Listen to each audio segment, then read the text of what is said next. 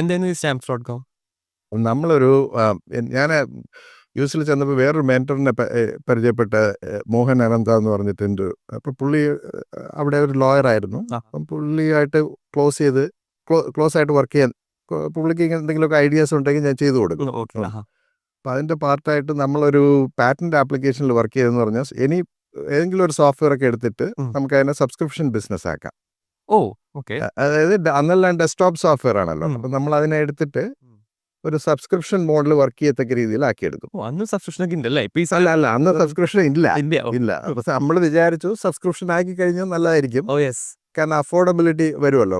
അന്നെല്ലാം software ഇപ്പം നമ്മൾ Microsoft office ആണെങ്കിൽ ഒരു $350 ആവും. അപ്പൊ എന്നിട്ട് അവരെന്താ ചെയ്തോട്ടെന്ന് വെച്ചാൽ എവറി ഇയർ അവർ പുതിയൊരു അപ്ഗ്രേഡ് വരും. അപ്പോൾ അതും ഒരു $200 ഒക്കെ ആവും. അപ്പോൾ അങ്ങനെ ആ ഒരു മോഡലായിരുന്ന കാരണം അപ്പം നമ്മൾ വിചാരിച്ചൊരു $10 മന്ത് സബ്സ്ക്രിപ്ഷൻ കൊടുത്തു കഴിഞ്ഞാൽ ഒരുപാട് പേർക്ക് അത് അഫോർഡബിൾ ആവും എന്നുള്ള ഒരു ഐഡിയ ആയിരുന്നു. അപ്പോൾ നമ്മൾ അങ്ങനെ ഒരു പാറ്റന്റൊക്കെ അപ്ലൈ ചെയ്തു, പാറ്റന്റ് കിട്ടി. അപ്പോൾ അത് വെച്ചിട്ട് നമ്മൾ കുറച്ച് കമ്പനീസിനൊക്കെ ഈ സോഫ്റ്റ്വെയർ മൈക്രോസോഫ്റ്റിൻ്റെ ഒക്കെ ഡിസ്ട്രിബ്യൂട്ടേഴ്സ് ഉണ്ട്, അവരൊക്കെ അപ്രോച്ച് ചെയ്തു. പക്ഷേ നോബഡി വാസ് ഇൻട്രസ്റ്റഡ്. കാരണം എന്ന് പറഞ്ഞു കഴിഞ്ഞാൽ ലിറ്ററലി ആ മീറ്റിംഗ്സ് ഒക്കെ വളരെ പൂറായിട്ട് പോവുകയാണ് ചെയ്തത്. Nobody wanted to do it എന്ന് പറഞ്ഞു കഴിഞ്ഞാൽ അവർ പറഞ്ഞതെന്ന് പറഞ്ഞാൽ we are in subscription business already. അതായത് it just happens that early ആണ്, ഒരുപാട് മണി ഉണ്ടാക്കുന്നുണ്ട്. വൈ വുഡ് ബി കാനിബലൈസ് അവർ, അതായത് അവരുടെ സോഫ്റ്റ്വെയർ ക്രിയേറ്റ് ചെയ്യാൻ CD ഉണ്ടാക്കുന്ന കോസ്റ്റ് മാത്രമേ ഉള്ളൂ. അതെന്ന് പറയുന്നത് ഫ്യൂ സെൻസ് ആണ്. അപ്പോൾ ടോപ്പ് ലൈൻ റവന്യൂ എന്ന് പറയുന്നത് വളരെ ഹൈ ആണ്. അപ്പോൾ ഈ സബ്സ്ക്രിപ്ഷൻ ബിസിനസ്സിൽ നിന്നും അവർ പോകത്തില്ല എന്ന് ഗ്യാരണ്ടി ചെയ്തൊക്കെ പറഞ്ഞ ആളുകളുണ്ട്. CD വഴിയാണ് അന്ന് അതിനു മുന്നേ ഫ്ലോപ്പി ഡ്രൈവിലാണ് സോഫ്റ്റ്വെയർ വന്നിട്ടുള്ളത്. ഫ്ലോപ്പി ഡ്രൈവ് എന്ന് പറഞ്ഞാൽ ഇപ്പോൾ ഏതെങ്കിലും വാങ്ങിക്കഴിഞ്ഞ ഒരു 20 ഫ്ലോപ്പി ഡ്രൈവ്സിലായിരിക്കും സോഫ്റ്റ്വെയർ. അപ്പം നമ്മൾ ഓരോന്നായിട്ട് 1 by 1 ഇട്ടിട്ടാണ് നമ്മൾ സോഫ്റ്റ്വെയർ ഇൻസ്റ്റാൾ ചെയ്യുന്നത്. അത് കഴിഞ്ഞ് CD വന്നപ്പോൾ ഒറ്റ CD-യിൽ തന്നെ അത്രയും അതിന് കപ്പാസിറ്റി ഉണ്ട്. അപ്പോൾ അങ്ങനെ അത് കഴിഞ്ഞിട്ട് ഡൗൺലോഡ് വരുന്നത്. ഡൗൺലോഡ് ഇന്റർനെറ്റ് വളരെ പ്രോമിനന്റ് ആയപ്പോൾ ഡൗൺലോഡും വന്നു. ഇതൊരു ജേർണി അല്ലേ? ഞാൻ ഈ ഫ്ലോപ്പി കണ്ടിട്ട് പോലും ഉണ്ടാവില്ല, CD കണ്ടിട്ടുണ്ട്. ഫ്ലോപ്പിയുടെ ഇതിന്റെ എല്ലാം കോപ്പീസ് ഉണ്ട് വീട്ടിൽ എല്ലാത്തിൻ്റെ. അപ്പോൾ ആ ഐഡിയ അതിനെ എങ്ങനെ അപ്ലൈ ചെയ്യുമെന്ന് വിചാരിച്ചുകൊണ്ടിരുന്നപ്പോഴാണ് ഇങ്ങനെ stamps.com postal service $billions lose ചെയ്യുന്നുണ്ട്. അതായത് people will copy stamps, regular stamps ഉണ്ടല്ലോ, അതിനെ കോപ്പി പീപ്പിൾ. അപ്പോൾ അത് കാരണം postal services losing a lot of money. Stamp post card ഒട്ടിക്കുന്ന സ്റ്റാമ്പ്, പോസ്റ്റൽ സ്റ്റാമ്പ്. അതെ, ആ സ്റ്റാമ്പ് ആൾക്കാർ കോപ്പി എടുത്തിട്ട് ഒതന്റിക് അല്ലാത്ത സാധനം. അപ്പോൾ ഇതിപ്പോൾ പിടിക്കാൻ പറ്റത്തില്ല. അപ്പം ഞാൻ HP വർക്ക് ചെയ്യുന്നപ്പം അവിടുത്തെ പ്രിന്റേഴ്സും സ്കാനേഴ്സും ഒക്കെ കണ്ടിട്ടുണ്ട്. വളരെ ഒറിജിനലും ഡ്യൂപ്ലിക്കേറ്റ്, അതായത് ഒറിജിനൽ ഏതാണ് കോപ്പി ഏതാണെന്ന് പറയാൻ പറ്റാത്ത അത്രത്തോളം ക്വാളിറ്റി. HP വളരെ അഡ്വാൻസ്ഡ് ആയിരുന്നു അങ്ങനെയുള്ള കാര്യങ്ങളിൽ. അപ്പോൾ അത് കണ്ടിട്ടുമുണ്ട്. അപ്പോൾ ഇങ്ങനെ ഈ ഐഡിയയിൽ വർക്ക് ചെയ്യാൻ പാരലായിട്ട് അതും കൂടെ പോകുന്നുണ്ടായിരുന്നു. അപ്പോൾ അത് ഒരുപാട് സ്ട്രഗിൾസ് കഴിഞ്ഞിട്ട് നമ്മളൊരു 5 പേരുണ്ടായിരുന്നു അവിടെ. ബാക്കിയുള്ള ഫൗണ്ടേഴ്സ് എല്ലാം LA-ലും, ഞാൻ മാത്രം ബേ ഏരിയയിൽ. ഞാനിങ്ങനെ ഫ്രീക്വൻ്റ് ആയിട്ട് കമ്മ്യൂട്ട് ചെയ്തുകൊണ്ടിരുന്നു. ഇതിപ്പോൾ ആരാ യൂസ് ചെയ്ത്? ലോയേഴ്സ് ആണോ യൂസ് ചെയ്തിട്ടുണ്ടായിരുന്നത്? അല്ലെങ്കിൽ അല്ല, ഇത് യൂസ് ചെയ്യുന്നത് കൺസ്യൂമറിന് യൂസ് ചെയ്യും എന്നുള്ളതായിരുന്നു ഐഡിയ. പക്ഷേ ഒരുപാട് ഈ സ്മോൾ ബിസിനസ്സസ് യൂസ് ചെയ്യും. കാരണം അവർക്കാണ് ഈ ഒരുപാട് പാക്കേജസ് ഷിപ്പ് ചെയ്യാനും ഒരുപാട് ലെറ്റേഴ്സ് മെയിൽ ചെയ്യാനും. അന്നെല്ലാം ഇമെയിൽ വരുന്നുണ്ടെങ്കിലും ഒരുപാട് ഒഫീഷ്യൽ കമ്മ്യൂണിക്കേഷൻ എല്ലാം എപ്പോഴും ലെറ്റേഴ്സ് ആണ്. അപ്പോൾ അതിൽ സ്റ്റാമ്പ് വേണം. സ്റ്റാമ്പ് ബൈയിങ് വെബ്സൈറ്റ് ആയിരുന്നു. അപ്പോൾ ബേസിക്കലി നമ്മൾ പോസ്റ്റേജ് വാങ്ങിയിട്ട് നമ്മൾ ക്ലൗഡിൽ കീപ്പ് ചെയ്യുക എന്നുള്ള ഒരു ഐഡിയ. അപ്പോൾ അതായിരുന്നു നമ്മുടെ. എന്നിട്ട് അവിടെ നിന്ന് ആവശ്യമുള്ളപ്പം 32 സെൻസിൻ്റെ സ്റ്റാമ്പാണ്, യു ജസ്റ്റ് ഡൗൺലോഡ് ഇറ്റ്. ഒരു ബാർകോഡ് ബേസ്ഡ് ഒരു മെക്കാനിസമാണ് നമ്മൾ ഇൻവെന്റ് ചെയ്തത്.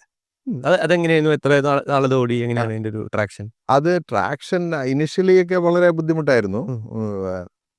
Then suddenly things started happening എന്ന് പറഞ്ഞു കഴിഞ്ഞാൽ ഒരുപാട് ടിപ്പിക്കൽ സ്റ്റാർട്ടപ്പിൻ്റെ ഒക്കെ ജേർണി പോലെ തന്നെയായിരുന്നു അത്. അതായത് ഇനിഷ്യലി ഫണ്ട് റൈസ് ഒക്കെ ചെയ്യാൻ വളരെ സ്ട്രഗിൾ ചെയ്തു. കാരണം നമ്മളൊന്നും അങ്ങനെ ഒരു ഇൻവെസ്റ്ററായിട്ട് സംസാരിക്കേണ്ട എങ്ങനെയെന്ന് പോലും അറിഞ്ഞുകൂടാ. പക്ഷെ മോഹനും ബാക്കിയുള്ള ടീം മെമ്പേഴ്സൊക്കെ കൊള്ളാമായിരുന്നു. ഞാൻ ടെക്നോളജി ലീഡ് ചെയ്യായിരുന്നു. അപ്പം ബട്ട് എങ്ങനെ ഇത് ടെക്നിക്കലി സോൾവ് ചെയ്യാമെന്നുള്ളത് പോസ്റ്റൽ ഗവൺമെൻറ്റുമായിട്ട് US ഗവൺമെൻറ്റുമായിട്ട് വർക്ക് ചെയ്യുമ്പം വളരെ തറോ സ്ക്രൂട്ടനിയൊക്കെയാണ്. അപ്പം ഒരു സ്ട്രോങ് എൻക്രിപ്ഷൻ മെക്കാനിസവും ക്ലൗഡിൽ മണി കീപ്പ് ചെയ്യുന്ന പോലെയാണല്ലോ.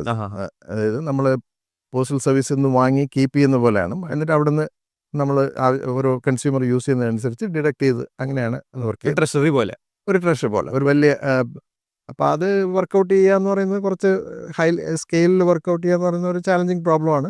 നമ്മളത് ചെയ്തു. അപ്പോൾ ആ സമയത്ത് പോസ്റ്റൽ സർവീസ് 2 വെൻഡേഴ്സിനെ ഓൾറെഡി സെലക്ട് ചെയ്ത് കഴിഞ്ഞു ഇത് വർക്ക് ചെയ്യാനായിട്ട്. അപ്പോൾ അവർക്കൊരു ഹാർഡ്വെയർ ഡിവൈസ് ഉണ്ട്. അപ്പോൾ അവർ പ്രിൻ്റർ പോർട്ടിൽ ആ ഹാർഡ്വെയർ ഡിവൈസിലേക്കാണ് കൺസ്യൂമർ പോസ്റ്റേജ് ഡൗൺലോഡ് ചെയ്യുന്നത്. നമ്മൾ ശരിക്കും പറഞ്ഞാൽ ഹാർഡ്വെയർ ഇല്ലാത്തൊരു മെക്കാനിസം. അപ്പോൾ അത് വളരെ കോൺഫിഡൻ്റ് ആയിരുന്നു നമ്മൾ. അതായത് ബേസിക്കലി പ്രിന്റർ പോലെ സാധനം വേണ്ട, anyone can use their own kind of requirement to do it. അതെ. അപ്പോൾ അങ്ങനെ ഒരു ഇതുള്ളതുകൊണ്ട് വളരെ ഇത് അപ് ഫ്രണ്ട് കോസ്റ്റ് വളരെ കുറവായി. അപ്പോൾ നമുക്ക് ഇവൻച്വലി വിൻ ഔട്ട് ചെയ്യാം എന്നുള്ള ഒരു സ്ട്രാറ്റജി. അതായത് കമ്പാരിറ്റീവ് അഡ്വാൻറ്റേജ് ഉണ്ട്. നമ്മുടെ പാറ്റന്റ് അതിലാണ്, സോഫ്റ്റ്വെയറിലാണ്. പാറ്റന്റ് ഉണ്ടല്ലേ? അതെ. അപ്പോൾ അത് സോഫ്റ്റ്വെയറിലാണ്.